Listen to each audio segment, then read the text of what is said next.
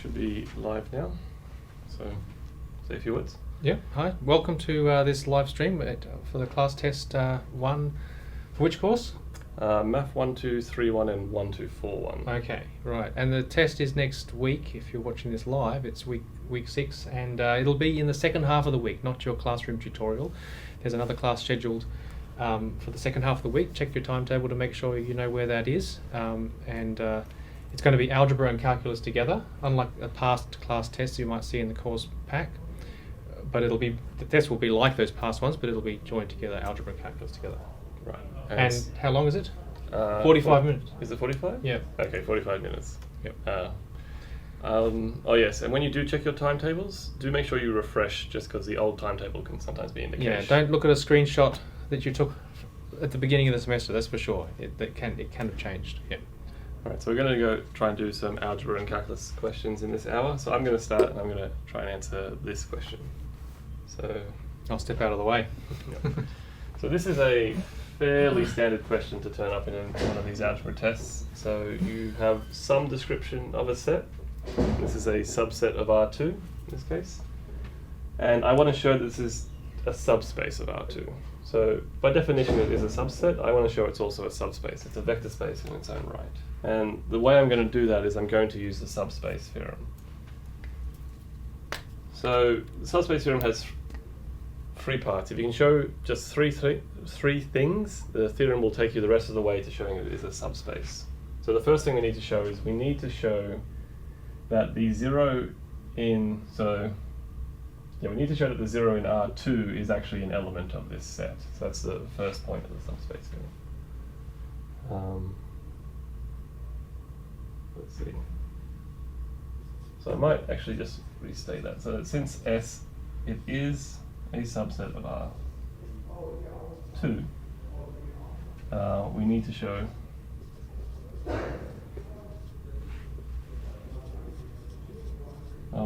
that the 0 from R2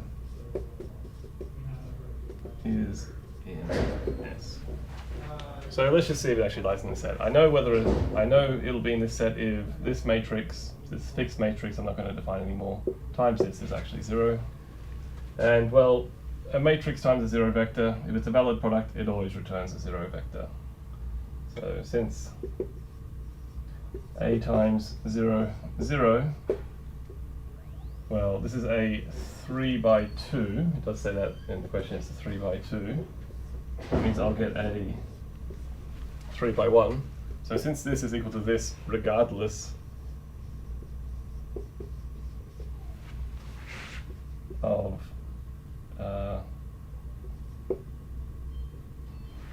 well, it's true for every A. No matter what 3 by 2 matrix I put in there, this always turns out to be 0.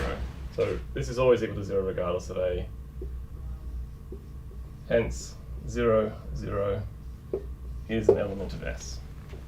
So I've shown that this is an element of S. So this is a non-empty set. It contains this 0 vector.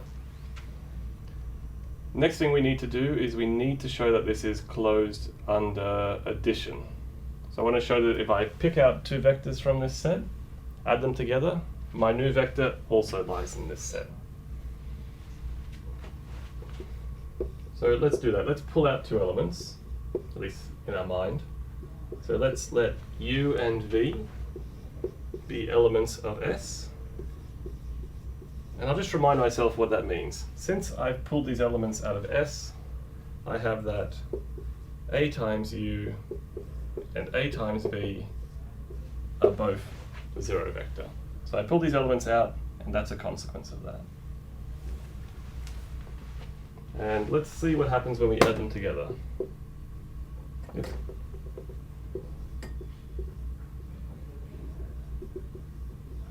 So I'm going to take these vectors, add them together, and get a new vector. And I like to actually give that vector a name, because it's something I'm constructing. I've constructed this vector W. And, well, if you look at it, if I take A times W, well, that's the same as A times U plus V. And just remembering what we learnt about products of matrices, or matrices and vectors, this does distribute to A times U plus a times v. Since a times u, well, what I started with, a times u is 0. Oops. And a times v is also 0. And well, the sum of these two 0 vectors is just a 0 vector. So since a times w is just a 0 vector, w is an element of S. I might actually make that more explicit. So what I've shown is, hence, S is closed under vector addition. Now I'm going to need more board space, so before I write this out. Before you write that out, I might just mention here, of course, that this is a good solution because it shows you where the ingredients are coming from here. It's not just a common mistake that students would make would be sort of obvious. A times w equals 0, and you've hidden all of the reasoning for why this is true. It's because these facts, u and v are in the space originally, means that au and av are both 0, and you've used the distributive law and etc. for matrix multiplication to get there. So you've got to really show the whole details. Right. I see a comment in the chat asking which one of these means rows, which ones mean columns. Just remember, the first number always tells you the number of rows. The second number always tells you the number of columns. And actually, you can kind of see it only really makes sense for it to be 2 columns, because when I multiply onto an element of R2, I need it to be 2 across to match that 2 down. So it's 3 down and 2 across. So when you're talking about matrices, it always indexes the row first. All right. Yeah. So we've done one thing. It's got the 0 vector. It's closed under addition, and scalar multiplication's fairly similar. Let's see.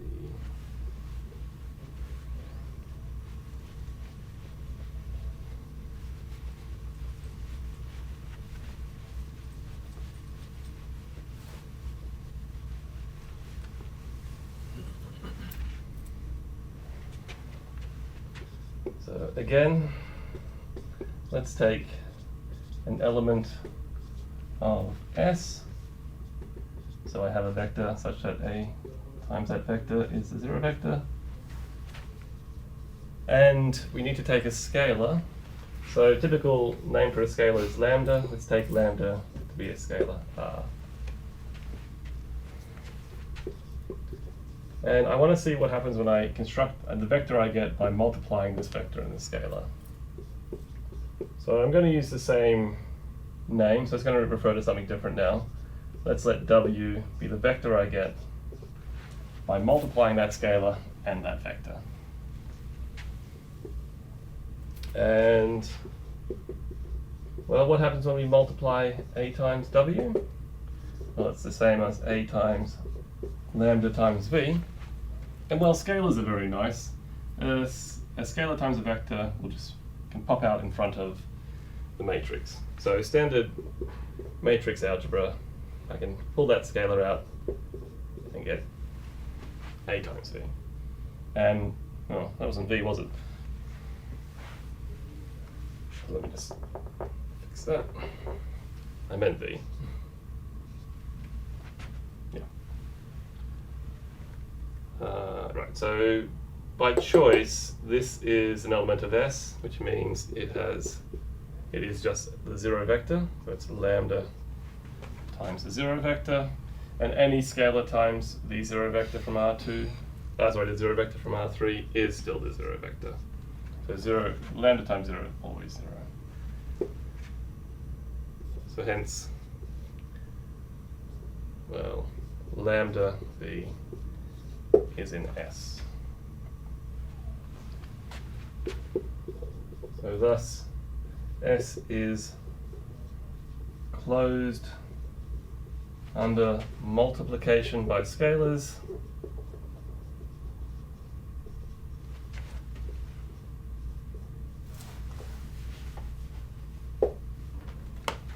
And I still think, I know some people don't always do this, but I still think you should now reference the subspace theorem. So you've done 3 little things, and the rest of the work is done by the subspace theorem. So hence, and you can think by the power of the subspace theorem, so let's write that, and it's meant by the subspace theorem.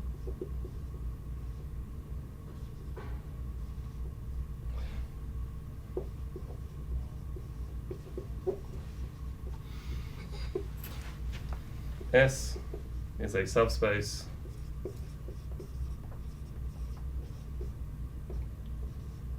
of R2.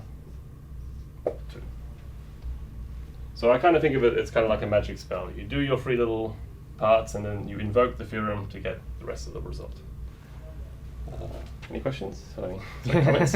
No, I think that's all good. So it's when you're writing this out, obviously, on a single page, you'll have those 3 points.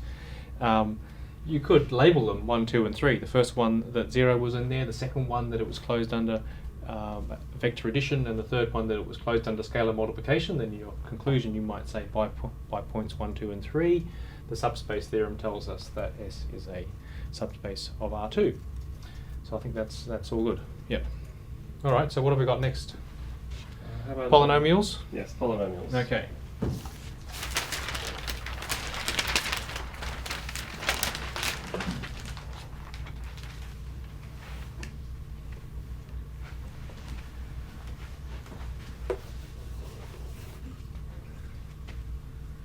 I might just start talking about this.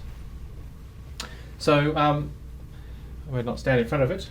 So we've got a question here which says that which asks a question about a set of 4 polynomials, and it says do the polynomials, they're named P1, 2, 3, and 4, form a spanning set for P2.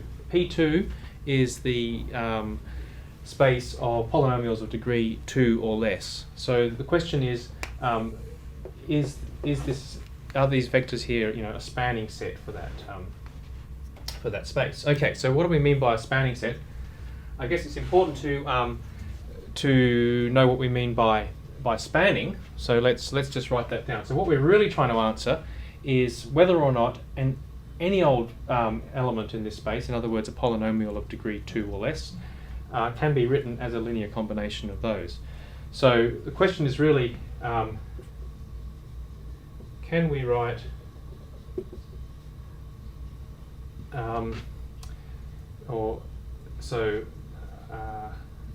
let's write like this: a0 plus a1t plus a2t squared as a linear combination of P1, 2, 3, and 4.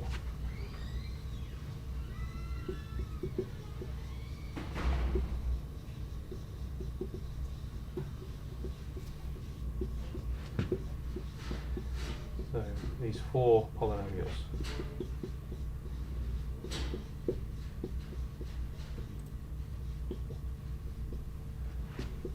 Okay, so in order to answer this question, let's just write down a linear combination. So I'm going to use lambda 1. I won't write out P1, P2. I'll actually write out the explicit polynomial. So P1 is 1 minus t plus 2t squared. P2 is there, so lambda 2 times 2 minus t minus 3t squared. Lambda 3 times P3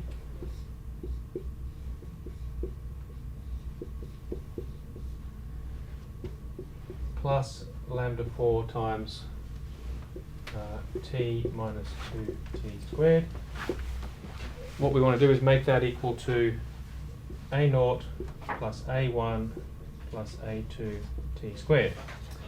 Okay, so this is the question we want to answer. What do we do? Well, we try to find out whether or not, given any a0, 1 or 2, whether there is a suitable choice for the lambdas that make this true. Have I got that right? I just realised I did copy this down wrong. That's a plus sign going to the question. Oh, okay. So maybe we'll better change that, because otherwise. it won't. This is one of the questions in the past test papers. Okay, so all right. So what does all this mean? Well, two polynomials to be equal means that their coefficients are equal, and so the constant term on the right should be the same as the constant term on the left. So do you feel you're missing something? So A1. I missed a T out of here. That's a typo, yes. Okay, this is meant to be, I had it up here, I just didn't copy it down there. Right, okay. So, so from this we get some equations, okay. Let's just write them out. So the constant term on the left is lambda 1 plus 2 lambda 2 minus lambda 3 plus 0. Is that right? Yeah, there's no constant term for 0 lots of lambda 4 is equal to A0.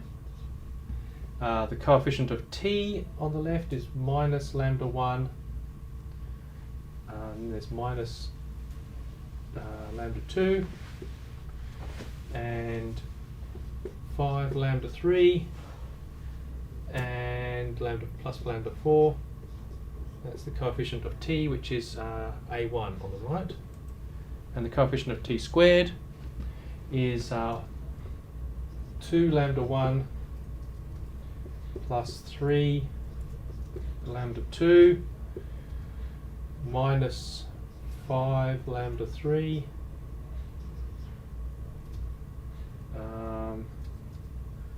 minus 2 lambda 4, and that's A2. If I've got that all right. Okay, so now we want to determine whether or not we can find these coefficients lambda for any given A0, A1 and A2. So let's just put this in an augmented matrix.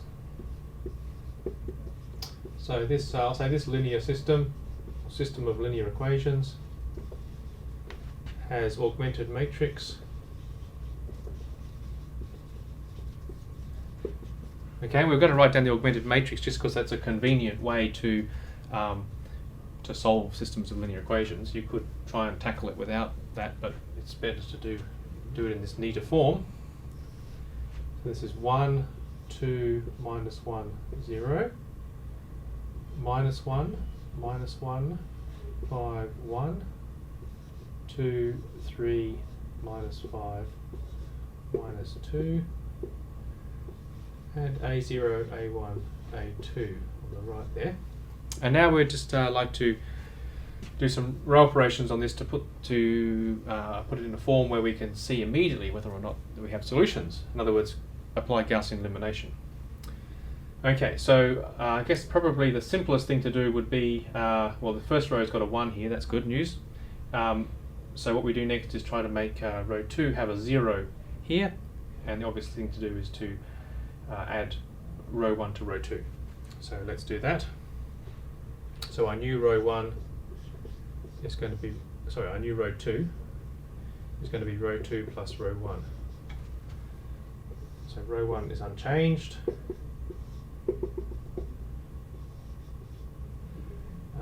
Row 2 becomes 0, 1, 4, 1, A0 plus A1. And row 3, let's subtract off 2 lots of row 1. So it's going to be 0, 3 minus 4, minus 5, minus 2 is minus 3, minus 2 minus 0, and A2 minus 2A0. Okay, so we're getting close, and the last one, now we just need to do something with this last row here. I'll leave the other 2 rows alone.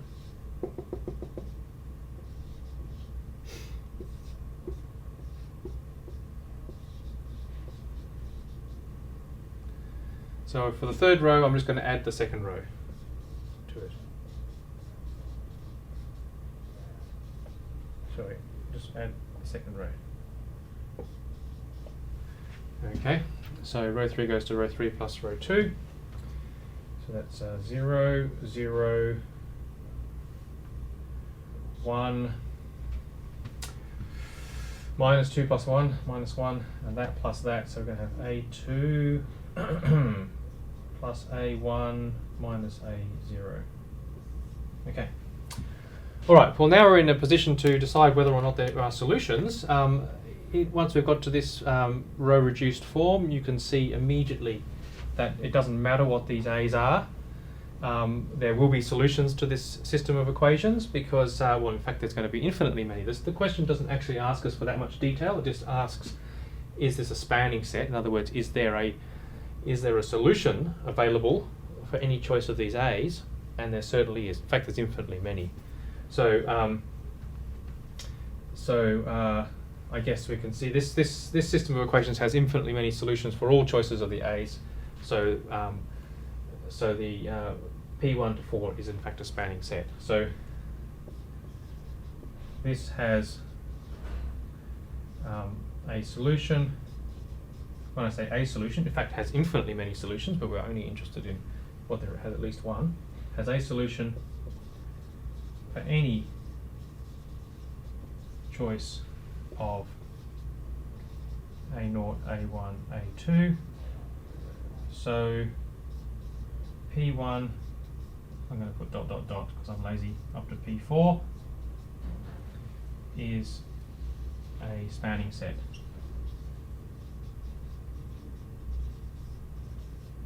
Maybe if I'm going to call it a set, maybe I'll write it as a set. A spanning set for P2.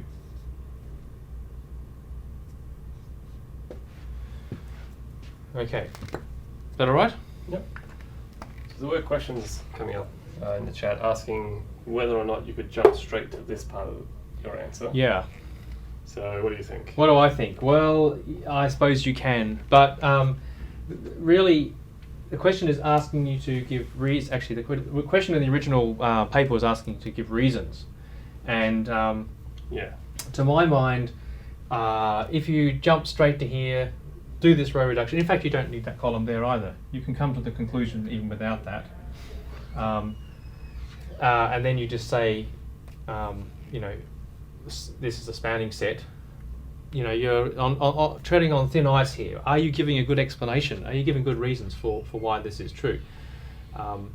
So I would probably say, as a minimum, you should say you want to be able to write, just explain what you're doing. You want to be able to write any element of P2 as a linear combination of these.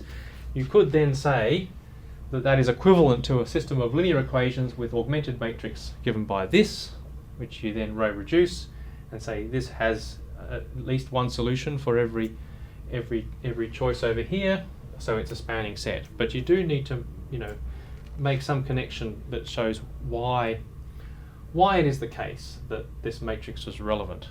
I certainly see students, you know, say, okay, what you do is you just bung it in a matrix, row reduce, and you know, if there's a row of zeros or not a row of zeros or something or other, you come to a conclusion. You know, that's not really good explanation. No. Yeah, I think so. Yeah, you might find some nice way in plain English to explain what happened in these two, and then get to your matrix. I would feel the explanation is a little bit poor. Can we write this as a linear combination of that? Then this appears out of nowhere. I feel like you sort of haven't explained yourself very well. So, no, I think this didn't take that long, to be honest. I mean, there's a little bit of work, and it justifies quite nicely to anyone who reads it where these equations came from. Okay. All right. So there's some more algebra. Mm-hmm. There's the Cleaning. I've augmented this question, the second question, to have a few more parts than were actually in the test, but it's not that much more work.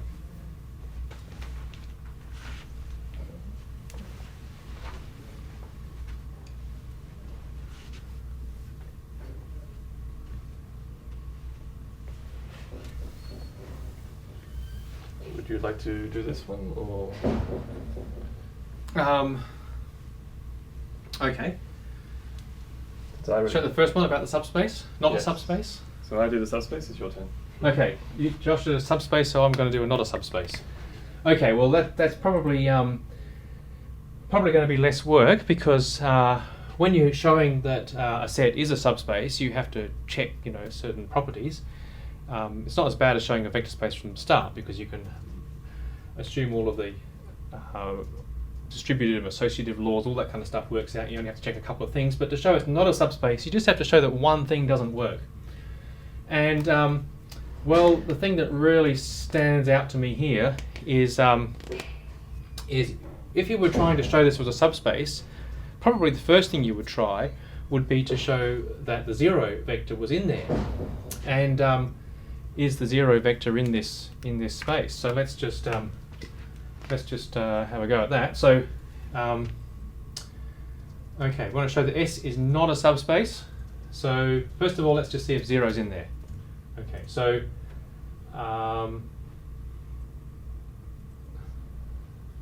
let's just suppose let's just write this down. Is 0, 0 in S? Okay. Well, if a vector is in S, then it should satisfy this condition. 3 times its first component minus 2 times its second component should be 1. Let's just try that, shall we? And I might just think ahead, because I think I know what the answer is here. 3 times 0 minus 2 times 0 is equal to 0, and that's certainly not equal to 1. It should be equal to 1 if it's in this space. So since that's not equal to 1, 0 is not an element of S, and hence S is not a subspace of R2. Okay, well we got away with I got away with a really easy one here, didn't I? If you were to have a different rules here, it could be that the 0 vector is in there, but there's something else that breaks down and goes wrong. Like you can show that it's not closed under scalar multiplication or vector addition. Yes. So yes, this was a particularly easy one. The test it came from, it was only worth a single mark, so a single sentence like this is probably all they want. Yeah. Okay, you get the hard job now. Yes. Well, we can maybe discuss both of these. The student was asking, will there be any rank and nullity questions? I don't think we're up to that in the syllabus. No, that's not in there. So if you look at the past tests in the back of the book, there is no rank and nullity. I think linear maps are coming up in the test too. Okay, so we have a bunch of true and false questions, and there's some which are about vectors from R5, some which are about vectors from P4. So this is the column vectors of site with 5 entries. These are polynomials of degree at most 4. So we'll go through these one by one and try and decide whether or not they're true or false. Now, actually saying true or false doesn't get you any marks. The important thing here is you have to give a reason for why you're picking true or false. If you flip a coin and it comes up true, well, that's not good enough. You have to tell me why it's true. Alright, so first one. A set of 5 vectors in R5 must be a basis. Will this be true or false? So here it says, no matter how poorly I picked my set of 5 vectors, they always must be a basis. And I think that's definitely not true. I can make very bad choices, and I can construct things that won't be a basis. So what I mean, a good reason might be just to write one bad choice down. Yeah, so let's just demonstrate how poor our choices can be. For part I, is this true or false? It's clearly false, and let's just give an example.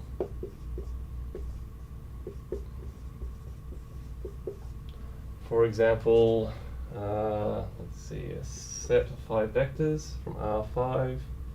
I'm going to go with the vector 1, 0, 0, 0, 2, 0, 0, 0, 3, 0, 0, 0, 0, 4, 0, 0, 0, 0, and 5, 0, 0, 0. So, for example, this is not a basis. And I'll just say it's clearly not a basis. Ooh, what does clearly mean here?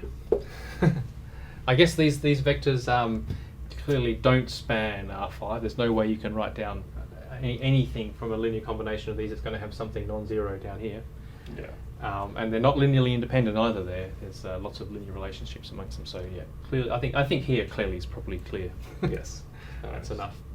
Yeah, and probably when you're looking for these counterexamples, the least imagination the better. Really, make it absolutely obvious. Don't try and do anything fancy. Now you want to try the second one? Okay. So the second one is a set of 6 vectors in R5 cannot be a basis for R5. Okay, so this one here is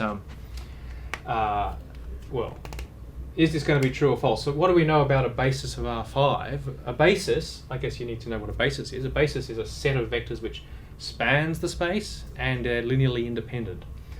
And one thing that we know about linearly independent vectors, a basis, the number of vectors in the basis doesn't depend on which basis you choose. It's unique, and R5 has got it's 5-dimensional because it's got a 5-dimensional basis, and it's always true that if you have more vectors, they must be linearly dependent. So for here I would probably give my reason as so R5 is a 5-dimensional vector space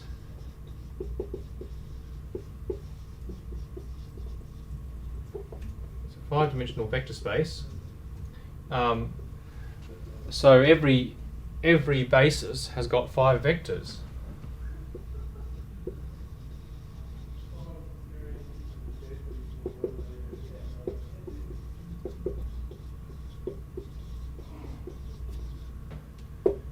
So I guess I should say this is I should have said false to begin with. So there's other equivalent reasons you could write. I've just said that if it's a basis in R5, it's got to have 5 vectors. So 6 vectors can't be a basis. You could be perhaps a little more give a slightly deeper explanation and say that if there are 6 vectors, they would have to be linearly dependent. They couldn't be linearly independent. Is that false? Cannot. You've got to read the question. First step. Okay, true. Cannot. Yes, right.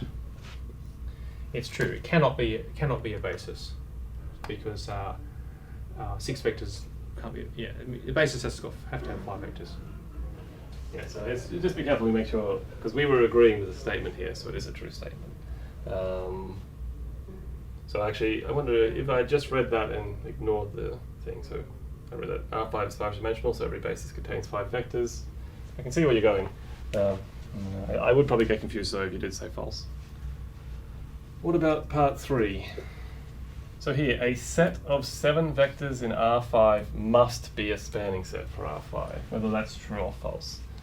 And again, the must is always something. It's saying must be means no matter how poor your choice is. And to be honest, I can make poor choices. I can always find a set of 7 vectors that don't span R5. In fact, this is very, very similar to the first one. So I would probably just pick almost the exact same example. So for part 3, do a set of 7 vectors in R5, must they be a spanning set? And the answer is again just, this is false.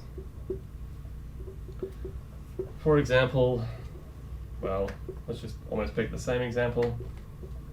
0, 0, 0, 0.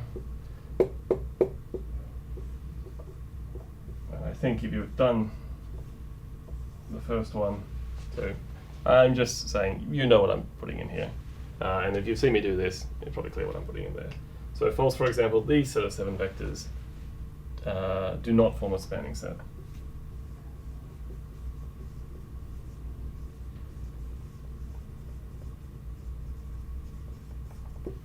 So some vectors do, some sets of vectors do, but I can easily find ones that don't. So yeah, these two are actually very similar. What about part 4? Okay. You want to try? All right, part 4. So a set of 5 polynomials in P4 must be a basis for P4. Okay, I guess this is just another one of those exactly like this, isn't it? So, but now we've got polynomials instead of these vectors made of columns. a set of 5 polynomials in P4. Well, P4, what's the dimension of that? That's 5-dimensional space. Polynomials of degree 4 or less have 5 coefficients in them, so it's 5-dimensional.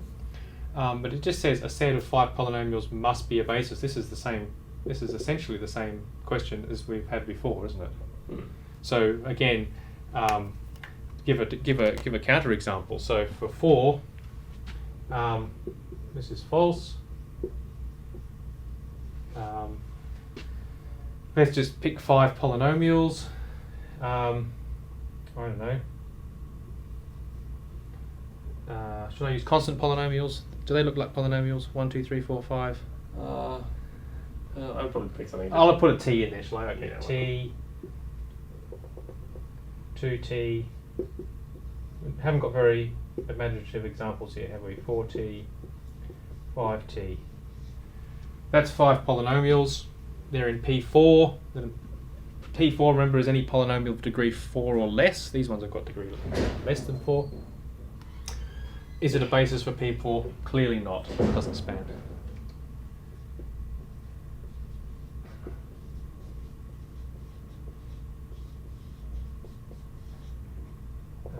P4.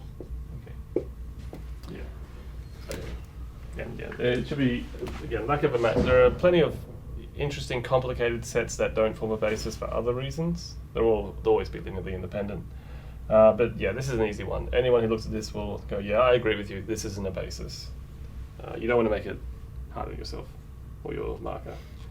So very last one, it was a set of 5 polynomials in P4 may be a basis. So this is saying, may says if you're careful. So if you're careful in picking your 5 polynomials, you might get a basis for P4.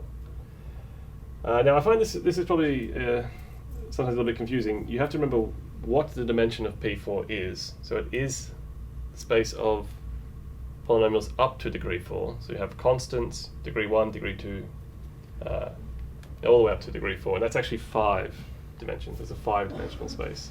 And I would put that in my answer. So because P4 is 5-dimensional,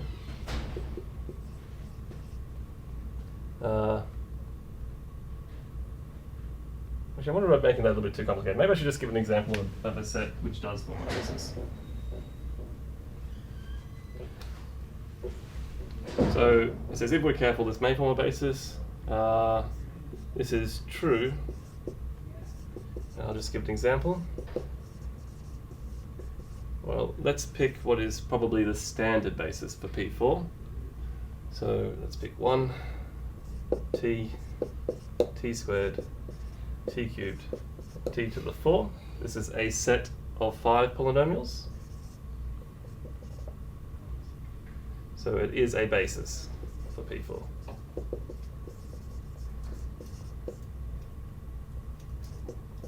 And I believe you would call this one the standard basis. So yes, if you pick a set of 5 polynomials, they may form a basis, for example, that standard one. Okay, so I think we should switch over to calculus if you want to get some done. Yep. Okay, I'll start clearing this off.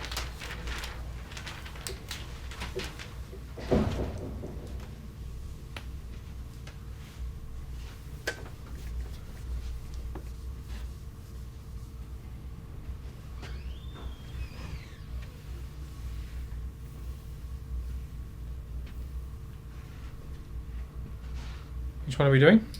Should we do this one, or would you like to do the alternative version? Oh no, we'll do that one. Okay. Yep, since it's there. You can check my working as I go.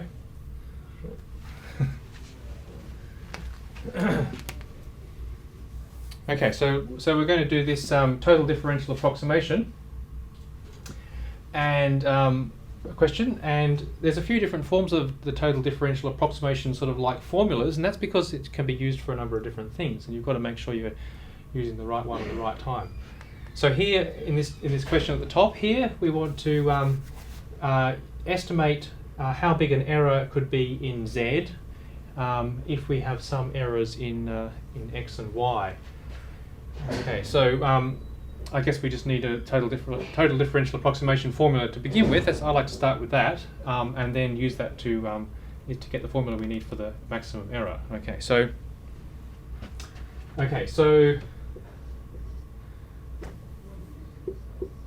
the total differential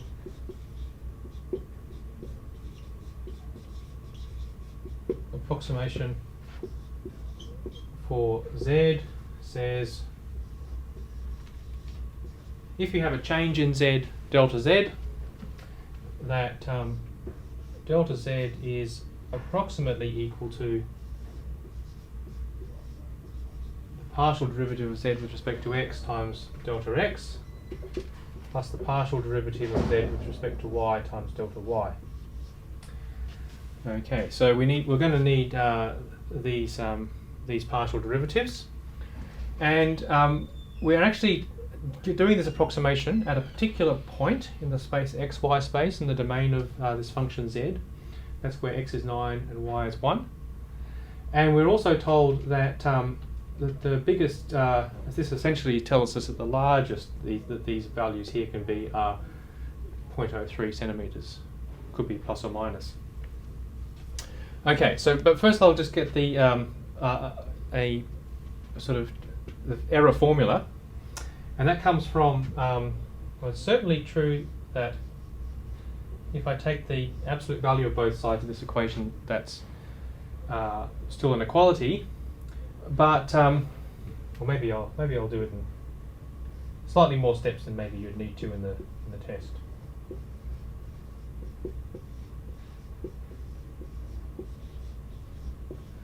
That's certainly true. And now the triangle inequality, maybe I'll do it in place. The triangle inequality says that this is less than or equal to, and I'm just going to use a funny symbol, approximately less than or equal to what you get if you take the sum of the magnitudes of those things separately. And of course the magnitude of a product is the product of the magnitudes, like so. So we know that this quantity is less than or equal to this, and we're interested in the maximum possible error. So the largest possible thing this could be is less than or equal to whatever the largest possible things this could be here. So let's just work out what these quantities, what these things are at those values of x and y. Okay, so we need the partial derivative dz by dx. This is where I'm going to make a mistake. So that x, square root of x is x to the power half. So that's a half x to the minus a half over y plus 1. Did I get that right? And the partial derivative with respect to y, in that case x is just like a constant value, so this is root x plus 1 over y plus 1 squared, and there's a minus out front. Okay, we want these particular values when x is 9 and y is 1. I might just work out what those are.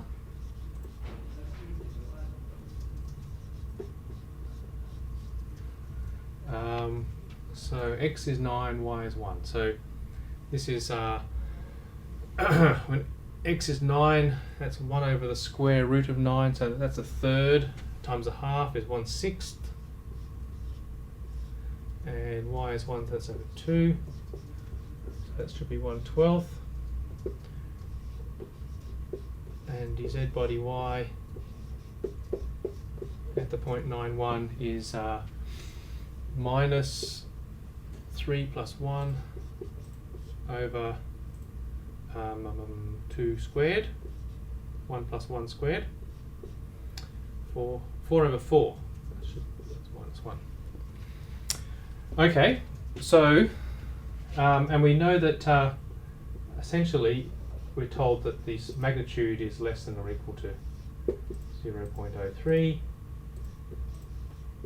and this magnitude for y is less than or equal to 0.03. So let's just say the maximum magnitude of delta z is equal to, in other words, it's less than or equal to all of this stuff, so its maximum is going to be whatever this is when it's biggest. Dz by dx is 1/12.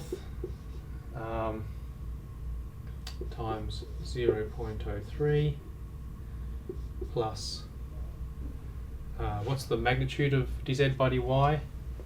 That's minus 1, absolute value is plus 1, 0.03. So at this point here, I probably wouldn't worry too much about doing the arithmetic. I don't really want to divide 0.03 by 12 and get a decimal approximation. This is 13. Have I got this right? It's not so bad if you do a decimal approximation. Isn't it? Because they'll cancel out. Oh, there's a 3 and a 12. Yeah, actually, maybe I should do that. Okay, so this is... so I can cancel one of those 3's, can't I? So that's 13 on 4 times 0.01. 13 on 4. 12 would be 3, isn't it? So it's 3.25 times 0.01. Did I get that right? Yep, exactly. Okay.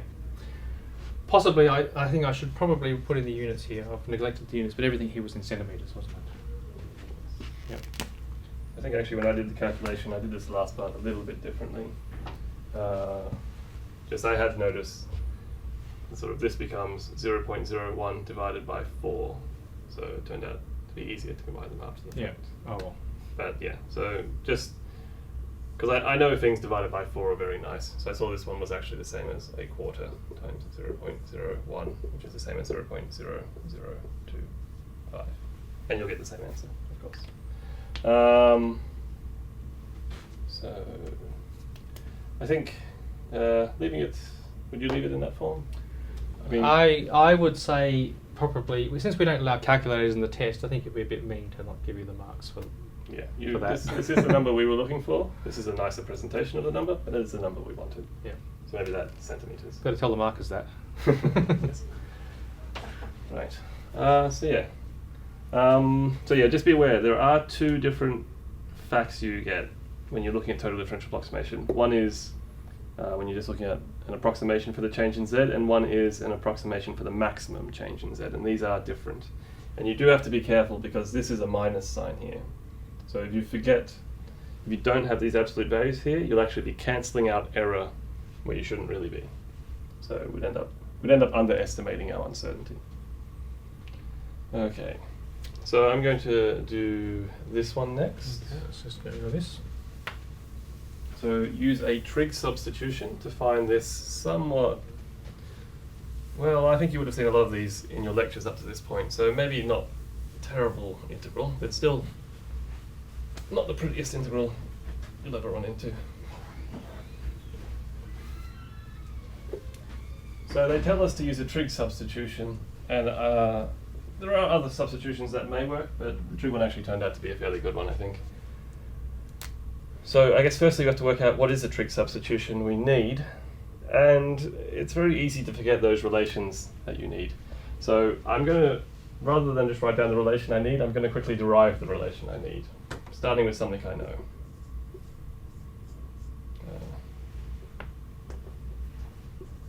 So I'd like to do a trig substitution, so just a quick reminder what we do know.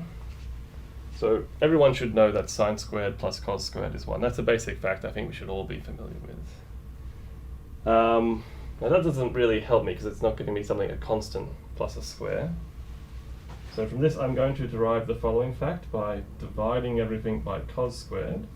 So if I divide everything by cos squared, I get sine squared on cos squared, which is tan squared. Cos squared on cos squared is 1. And that is going to be equal to 1 over cos squared, and 1 over cos squared is sec squared. So if you know this relationship, you also know this relationship. And this is good because I would like to see something like this in my answer, a constant plus something squared. So I'd like to see, really I'd like to see this look like my x. Unfortunately there is a 9 here, so let's maybe, if this fact is also true, it's true if I multiply it by 9. So now I have that, and you can see that this is actually 3 tan squared u. That tan u squared. So I'd like that to be what's sitting here. So that's how I'm going to start. I've identified what I want my x to be. I want it to be that. So I can add this onto 9 and turn it into a nice perfect square. So let's let x equal 3 tan u. Alright, so what does that mean for dx? So dx is just going to be the derivative of this with respect to u du. So du dx, this is going to be tan goes to sec squared. That's 3 times sec squared u du. So that's halfway to converting this integral, but this is a definite integral. It has limits. So I'm going to actually change these limits into limits in u. So these are limits in x, I want limits in u. So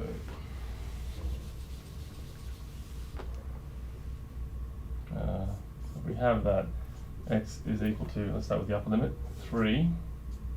Well, I want this to become 3, so I want tan to be equal to 1, and that happens at 45 degrees, or pi over 2. So if x equals 3, u is, sorry, pi over 4. So 1/4 of a half rotation. Also, if x equals 0, well, tan is quite nice. U is equal to 0. So I have my dx, I have my change of limits, and I'm going to put it all in now. So the integral is, it's going to be the integral from u equals 0 up to u equals pi on 4. I just want to make it very clear this is u I'm talking about. Dx is the same as this. It's 3 sec squared u du over, let's become 9 plus 9 tan squared u to the power of 3 halves. So that is just the same as 9 sec squared u. Alright, what does that give us? So, put it together, we get from 0 to pi over 4, 3 sec squared u. I have to be careful here. This is 9 to the, I'm just going to write 9 to the 3 over 2 for now. Why not? You could just take the square root first. Okay, let's do that. Yeah, I think it's better. Just say it's the square root. Half is the square root, so it's going to be 3 sec u, and then cubed. I think we can do that easily enough. Yeah, that seems cleaner. Huge du. So that's nice. Yeah, so get rid of the square root first. Now it's a simple power. So actually, this square and this cube will cancel out a little bit. These freezes cancel out again a little. So 3 over 3 cubed is 1 over 3 squared. So I'm going to pull that out just to make my life easier. Sec squared over sec cubed is just 1 over sec cubed. So I'm going to 1 over sec u du, and that's a nice integral. That's 1/9 the integral from 0 to pi over 4, integral of cos of u du. So I'm just using the definition of sec. And that one we can do. It's 1/9. Well, integral of cos I know, it is just sine. It's u equals 0 to pi over 4. Put in the upper limit, I get 1/9. Oops. 1/9. So sine at pi over 4 is 1 1, 1 root 2. So it's 1 over root 2. And sine of 0 is 0, so that's my answer. Oh. Yep, that's good. And I think you definitely do need to know these angles. You definitely should know that sine of pi over 4 is 1 over root 2. And you won't have a calculator in the test, so make sure you good with that. Could you use a different substitution? You could try. What about a hyperbolic one? Would that be fun? Would you like to give it a go? I suppose I could. I did try to. The only trouble there is it then becomes it's a little bit trickier probably to do this stuff at the end here. Yes, you. I think you'll find that the limits of integration are a little bit trickier to deal with. It's not impossible, but this pi over 4 comes from it's essentially the tan inverse probably, isn't it? Yeah. So if I didn't actually know what that number was. So I could have done this as just the tan inverse of 1, which is pi over 4. Yeah, and so then, so that's pi over 4. But if you were doing this with a hyperbolic trig substitution, you'd have an inverse hyperbolic function of something, and then you'd have to substitute it into another hyperbolic function. So it's probably a little bit less familiar, the sort of working required there. But you could try it. Yeah, it is actually possible to do it with u equals. Sorry, I think you'd use the hyperbolic sign. Let's see. Hyperbolic sign. Yes, because cos squared is 1 plus sine squared. Yes. Yes. But anyway. Yes. I would try if say you want. This is the better way. There is, if you didn't know what this number was, you could just put this as a placeholder. The very last answer you get to, the answer we got at the end would be 1/9. The sine of the tan inverse of 1. And well, I could work that out using a triangle, because this angle should be the angle for this triangle, yeah, which is 1 root 2. So there is a way to get, if you don't actually know how to evaluate that exactly. It might still work out in the end. But anyway, this turns out to be easy in this case. We're not going to make it tricky in the test. Okay, so what's next?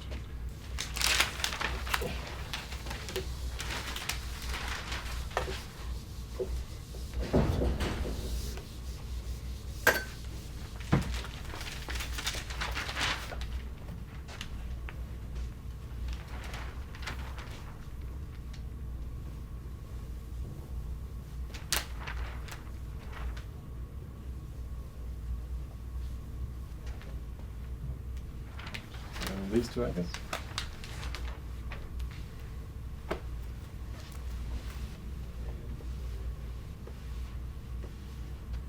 Is there a wet one of these?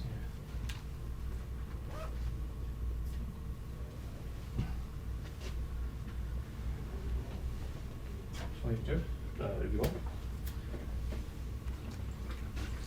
I've got to go. I think Josh will finish off these last two for you. So good luck with the test. Okay.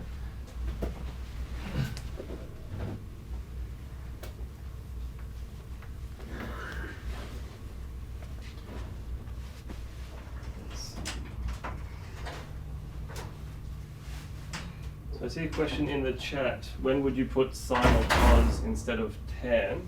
So maybe I'll answer that question before I get started on one of these.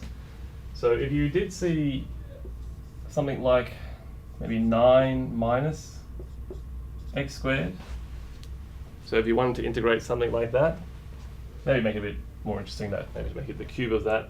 In this case, a good choice would be either x equals sine, x would be equal to say 3 sine of u, or x would be equal to 3 cosine of u. Just because we're using the nice fact that 1 minus cos squared u is the same as sine squared u. And actually, if you swap sine and cos there, they both work. I would have a slight preference for doing this one just because when x is equal to 0, u is also equal to 0. So it makes a lot more sense to have the zeros matching up. In this case, when x is equal to 0, u is equal to pi over 2. So I think I prefer to use sine in that case, just because it matches up those zeros nicely.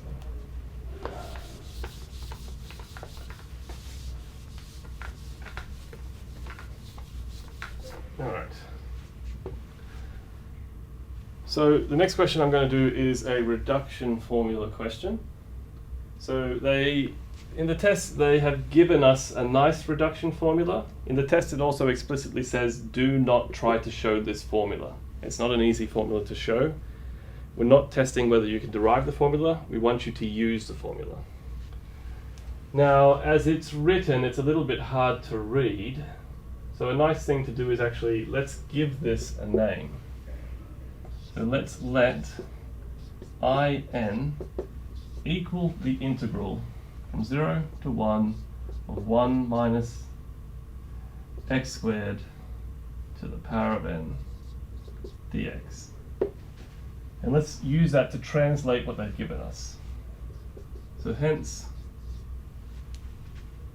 and this is only true for n greater than or equal 1, we have that in is equal to 2n over 2n plus 1 times n minus 1. So we have a nice formula that allows us to take whatever number is here and drop it by 1, provided we have n greater than or equal to 1. So if we don't have that, we'll need to do something else. So hence we have that. And what does the question now say? And we are asked to find, well, we're asked to find I4. That's what the question is really saying. Give me the value of I4. Now, I think people have different ways of doing this one. In this question, I think it's easiest just to start with I4 and just keep applying the reduction formula until we get to a point where we can't apply it anymore. So what do we have? So I4, well, that's n equals 4. So n equals 4. So 2 lots of 4 is 8. And 2 lots of 4 plus 1 is 9. So this is always going to be the same number as above, shifted up by 1. And that's I3. Since 3 is greater than or equal to 1, I can do it again. It's going to be 8 over 9 times, right? So I is equal to 3. 2 lots of 3 is 6. And 1 up from that is 7. And that's times I2. Now 8 times 6, I could work that out if I wanted, but that's not really essential. I'm not going to do any of these products, I'm just going to leave it like that. So this is now, again, 2. 2 is greater than or equal to 1. So I can do it again. So 8 over 6 times 6 over 7 for 2. 2 lots of 2 is 4. Over 1 up is 5. I1. 1 is greater than or equal to 1. So that's going to be 8 over 9 times 6 over 7 times 4 over 5 times 2 over 3 times I0. And well, 0 is not greater than or equal to 1, so the formula stops working. So the only thing we can do there is actually look at I0 and work out what it really is. Let's see. Maybe I should have worked that out to begin with, because I knew I was going to hit that point eventually. But I'm just going to do it in this line. So it's times 6 over 7 times 4 over 5 times 2 over 3 times.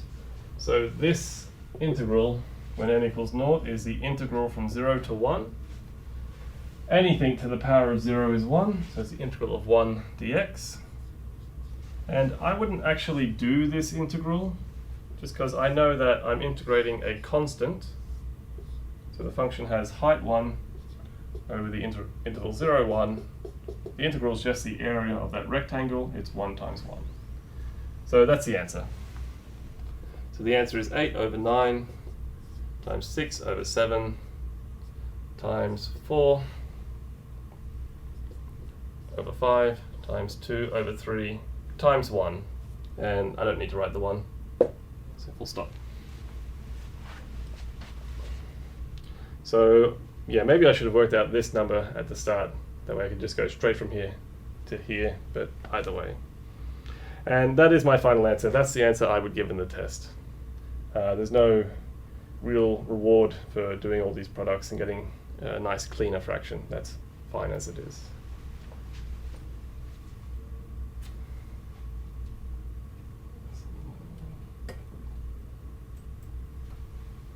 Okay. Still live. Yep. And I'm going to finish on this question.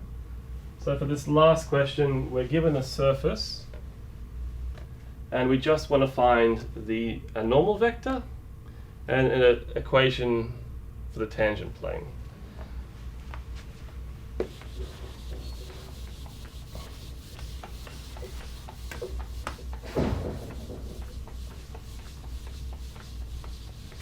Now, there's actually really two ways I could find that tangent plane equation. But I'll do it one standard way, and then I may do it a less standard way following, which is just as valid, but I don't see it used as often. All right. So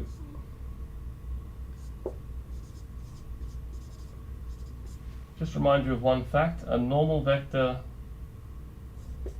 to the surface z equals fx y.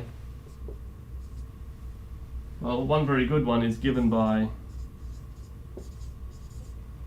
the vector where you take the derivative of your function in the x direction, the derivative of your function in the y direction, and the minus one.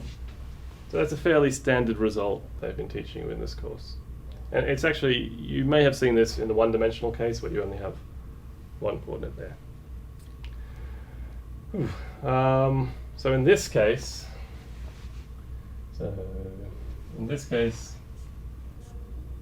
that would be given by, well, let's take the derivative of this with respect to x to get 3, no.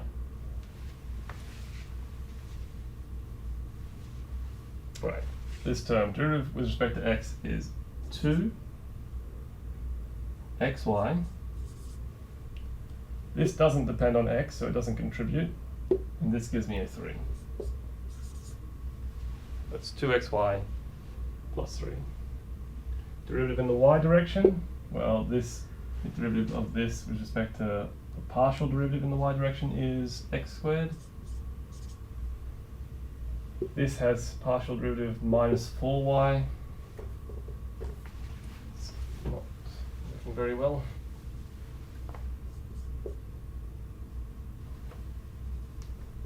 So we had 4 minus 4y.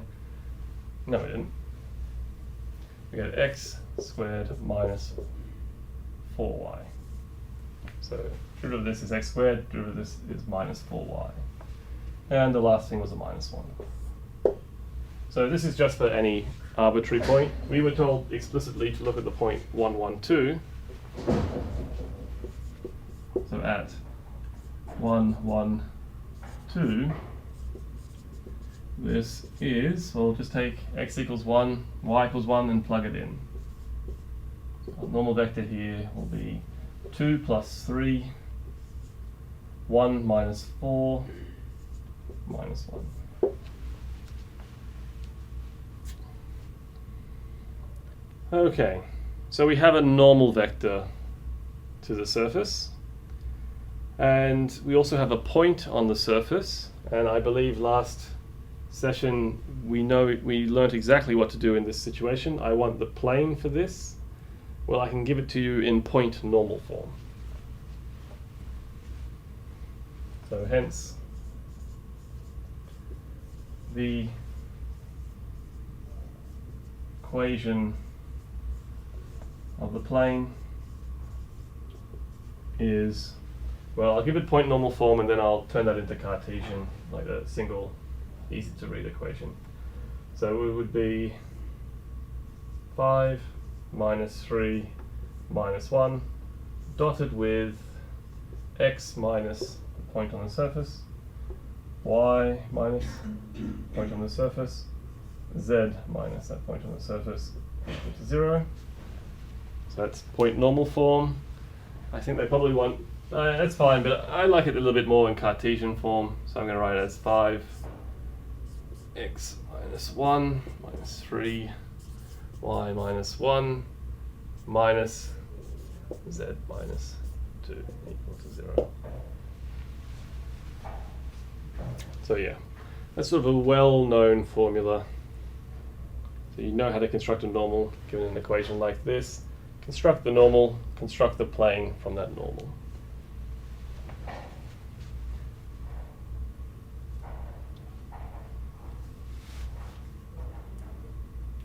Alright. So I might also do this in a slightly different way that I kind of like. Because here I started by finding the normal, and then I found the plane. Actually, you already have a formula for the plane. You didn't need to do this. You've always had a formula for the plane, and it's been called the total differential approximation. You want the tangent plane? That is the total differential approximation. So I'm going to do this in a slightly reverse way now. Rather than find the normal first, I'm going to find the tangent plane first.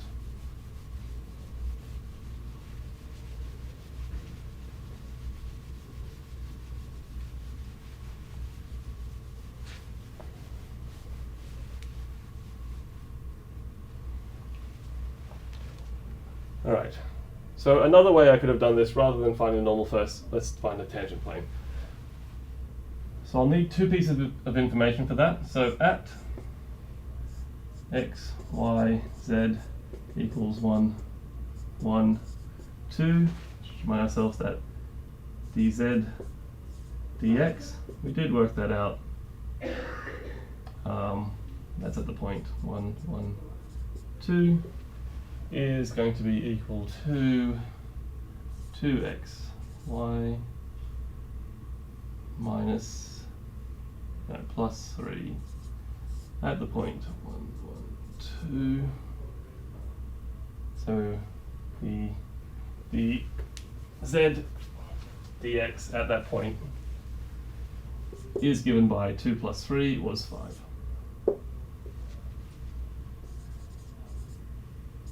And dz dy, again, I'm only thinking about this point 1, 1, 2,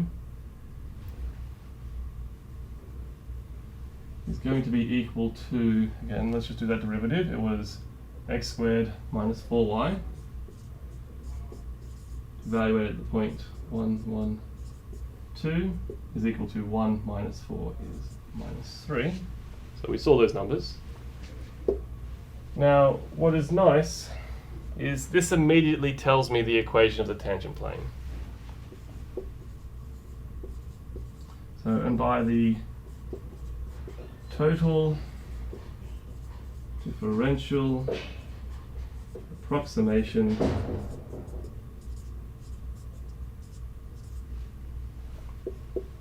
the tangent plane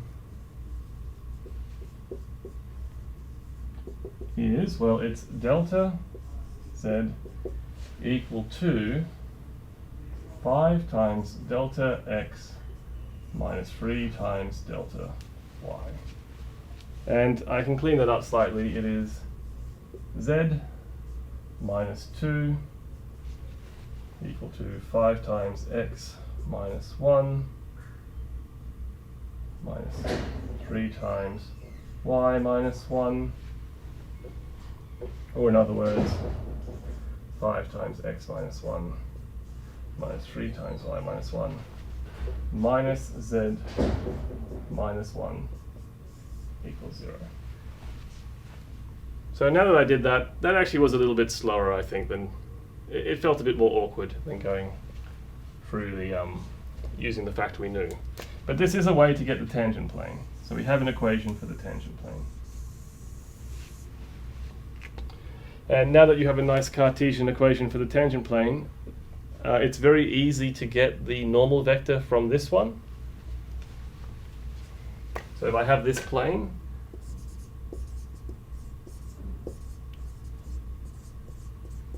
well, this has normal. I read the numbers off. This says 5 times x. There's always the coefficients. So 5 times x minus 3 times y and minus 1 times z minus 1. And this is exactly the same vector we found the first way. In fact, the way you find this vector the first way is to really use the total differential approximation. So if you wanted to, you could start with the total differential approximation, get the plane, then get the normal. Both are valid. So take your pick, whichever one you like more. All right. So I think that's all the questions we're gonna do. Well, I'm the last one left. So that's all the questions we're gonna do for this live stream. I'll put links to last year's live stream up. I think we repeated some of the problems that we did in this live stream, but there'll be more algebra and more calculus if you want to get a little bit more done. So thank you for watching. Make sure you do visit the Math Drop-In Center and try and put posts on Ed. Just take the time to practice these questions. So hopefully I'll see you around.